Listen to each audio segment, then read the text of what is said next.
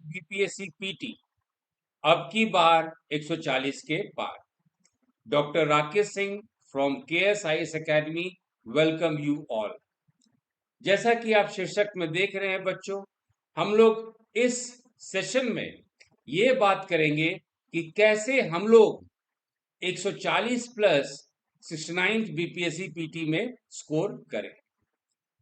चर्चा से बढ़ने से पहले आपकी जानकारी के लिए मुझे खुशी है इस बात को बताने में कि 68 बीपीएससी पीटी में हमारे यहाँ से जो हमारा नोट्स और टेस्ट है उससे डायरेक्ट 85 प्लस क्वेश्चन यानी 90 क्वेश्चन तक मैच किए थे और हमारा रिजल्ट जो है 90% 68 बीपीएससी पीटी में रिजल्ट हुआ है। ये बिना प्रूफ का हम लोग नहीं कह रहे हैं बच्चों। यदि आपको चाहिए इसका प्रूफ कि 85 प्लस क्वेश्चंस कैसे मैच किया, तो आप जो है 9386541201 पे आप व्हाट्सएप करके पीडीएफ मंगा सकते हैं। जितने भी हमारे 68 बीपीएससी पीटी में बच्चे थे सबका व्हाट्सएप ग्रुप बना था और वो व्हाट्सएप ग्रुप के जब भी क्लासेस होता था और हर एक क्लास का नोट्स, एमसीक्यू, टेस्ट सीरीज सारा कुछ अपलोड होता था डेट वाइज, सेम डे। तो यही सबसे बड़ा पुख्ता सबूत है कि जिसके आधार पे हम लोग कह रहे हैं कि हमारा 85 प्लस क्वेश्चंस मैच किया। चलिए अब हम लोग चर्चा के अगले पड़ाव पे चलते हैं। 68 बीपीएससी पीटी के बाद जब ये एग्जाम हुआ, सारी दुनिया का एकाएक जो है एक लगता है कि गौतम बुद्ध की तरह अवेकनिंग हो गया। लोग ये कहने लगे कि एनसीईआरटी पढ़ लीजिए, एनसीईआरटी पढ़ना चाहिए, एनसीईआरटी पढ़ना चाहिए। तो सारे लोग एनसीईआरटी पढ़ाने लगे, है ना, सारे लोग एनसीईआरटी पढ़ने लगे। तो पढ़ाने और पढ़ने का एनसीईआरटी एनसीईआरटी का ये चला गया। लेकिन एनसीईआरटी पढ़ने का एक सही तरीका है। फॉर एग्जाम्पल एनसीईआरटी क्या है? एनसीईआरटी एक समरी है, दो चार शब्दों का उसमें स्टेटमेंट होता है और हर एक शब्द का अर्थ होता है और उस हर एक शब्द का अर्थ का व्याख्या होता है। क्या हम लोग उस व्याख्या को पढ़ते हैं? और यदि पढ़ते हैं तो देखिए एक सैंपल क्वेश्चन है।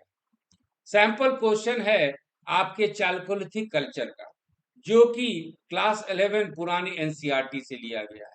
यदि आप ये क्वेश्चन देखते हैं तो क्या आप ये क्वेश्चन बनाने में सक्षम हैं? ये डायनेमिक पार्ट है। एनसीईआरटी में इसी तरह का क्वेश्चन आता है। ये चालकोलिथिक एज यानी ताम्रपाषाण युग पे ये क्वेश्चन है जो कि कक्षा 11 से पुरानी एनसीईआरटी से लिया गया है। क्या आप बहुत अच्छी तरह से यदि एनसीईआरटी का ये टॉपिक पढ़े हैं तो क्या आप सक्षम हैं इस तरह के क्वेश्चंस को बनाने में? ये अपने आप आपके लिए सेल्फ इवैल्यूएशन की बात है। अब आप देखिए कोशिका, यदि साइंस पढ़ते हैं, बायोलॉजी पढ़ते हैं, कोशिका सबसे आसान इंट्रोडक्शन टॉपिक होता है। और यदि आप पढ़े हैं तो क्या इस तरह का क्वेश्चन बना लेते हैं? यदि आप एनसीईआरटी पढ़े हैं तो क्या इस तरह का क्वेश्चन बना लेते हैं? तो एनसीईआरटी पढ़ना अपने आप में ही काफी नहीं है। एनसीईआरटी में इंटरप्रिटेशन चाहिए, एनसीईआरटी में व्याख्या चाहिए, एनसीईआरटी में मैप चाहिए, एनसीईआरटी में कोरिलेशन चाहिए, एनसीईआरटी में देखना है कि किस तरह से क्रमबद्ध तरीके से हम लोग पढ़ रहे। तो एनसीईआरटी एक जो है एक कारक है जो कि आपके प्लेटफॉर्म बनाएगा, आपके आधार को बनाएगा, आपके बेस को बनाएगा। लेकिन कभी हम लोग सोचे हैं कि यदि क्वेश्चन आता है एग्जाम्स में तो क्यों आता है? आपके परीक्षा में वही क्वेश्चन आता है जिसका रेलेवेंस होता है, जिसका प्रासंगिकता होता है। अब देखिए आपको याद होगा कि 67 बीपीएससी पीटी में रोमन और भारत का व्यापार के बारे में पूछा गया था। ये 67 बीपीएससी में ये बहुत ही डिबेटेबल कंट्रोवर्शियल क्वेश्चन के रूप में ये उभरा कि रोमन ट्रेड या रोमन के साथ व्यापार दक्षिण भारत में या भारत के साथ सबसे पहले कहाँ चालू हुआ।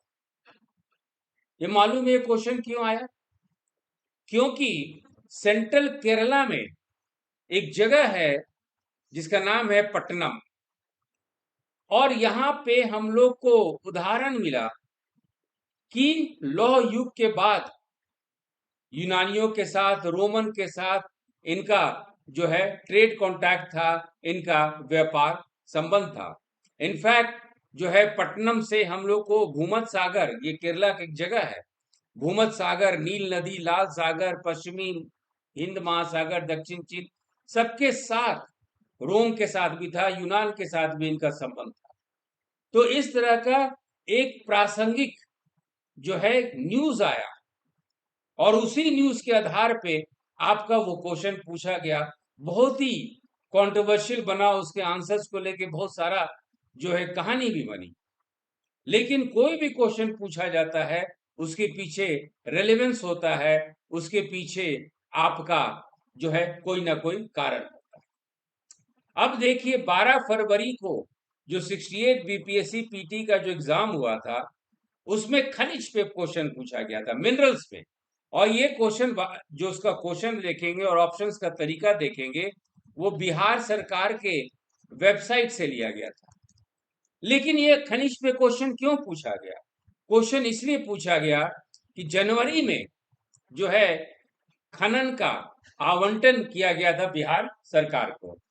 तो आप देखेंगे ये न्यूज़पेपर में ये आया हुआ है, union ministry of mines and coal allots 7 blocks for mining of various minerals in Bihar. केंद्रीय खान एवं कोयला मंत्रालय ने बिहार में विभिन्न खनिजों के लिए जो है आवंटन का ये स्वीकृति प्रदान किया।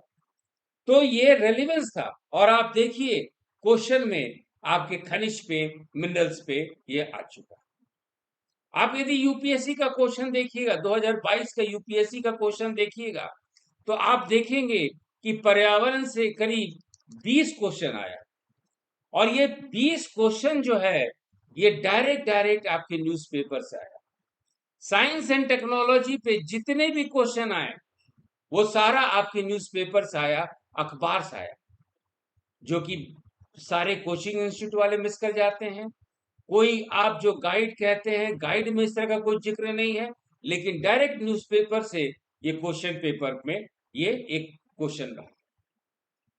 तो एनवायरनमेंट, साइंस एंड टेक्नोलॉजी ऐसा डायनेमिक पोर्शन होता है कि डायरेक्ट हम लोग न्यूज़पेपर से, और उसकी प्रासंगिकता होती है, उसका रेलेवेंस होता है, तभी कोई भी क्वेश्चन आपके यहाँ आपके एग्जाम्स में पूछा जाता है। ऐसे हमारे यहाँ जो तरीका है पढ़ने का कि हम लोग सिलेबस के अनुसार हर एक टॉपिक को पहले पढ़ते हैं, लेक्चर होता है, फिर उस पे जितना भी किताब बनता है, जितना भी मानक किताब होता है, जितना भी अथॉरिटी किताब होता है, जितना भी रिसर्च मटेरियल होता है, सारे रिसर्च मटेरियल पे जितना भी क्वेश्चंस बनता है उसको हम लोग एमसीक्यू के फॉर्म में करते हैं।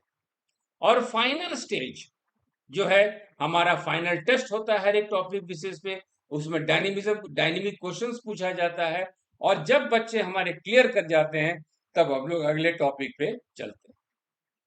और इसी के साथ और इसी तरह का तकनीक लगा के आप देखिएगा कि इस बार हमारा जो प्रयास है वो 140 के पार। विशेष हम चाहते हैं कि हमारा अनुभव, हमारा ये KS-IAS एकेडमी का फैमिली वो आगे बढ़े। हम चाहते हैं कि ज्यादा से ज्यादा बच्चे ऑनलाइन और ऑफलाइन मोड में जुड़े, ताकि ज्यादा से ज्यादा बच्चे सक्सेसफुल हो। क्या तरीका होता है वो हम लोग बात करते हैं, कैसे पढ़ना चाहिए वो हम लोग पढ़ेंगे। आप देखिए पूरे चर्चा में हम आपको जो जो बात कहें उसके साथ एविडेंस, साक्ष्य था। और इसी चर्चा के लिए हम लोग विशेष रूप से सेमिनार का आयोजन किए हैं, ऑनलाइन ऑनलाइन और ऑफलाइन पे भी, दोनों मोड में हम लोग ऑनलाइन और ऑफलाइन सेमिनार का आयोजन किए हैं। सेमिनार जो है संडे 9 अप्रैल को है, और इसमें चर्चा का विषय यही है कि कैसे हम लोग 140 प्लस 69 बीपीएससी पीटी में लाए। यदि बच्चे आप लोग इच्छुक हैं तो इस नंबर पे आप जो है अपना नाम रजिस्टर करा सकते हैं, और फिर जो है हमारी ऑफिस जो है आपसे कांटेक्ट करती है। तो चलिए इसी स्लोगन के साथ, इसी प्रोत्साहन के साथ, इसी मोटिव के साथ अब की बार 140 के पार हम अपने वाणी को विश्राम देते हैं। Thank you.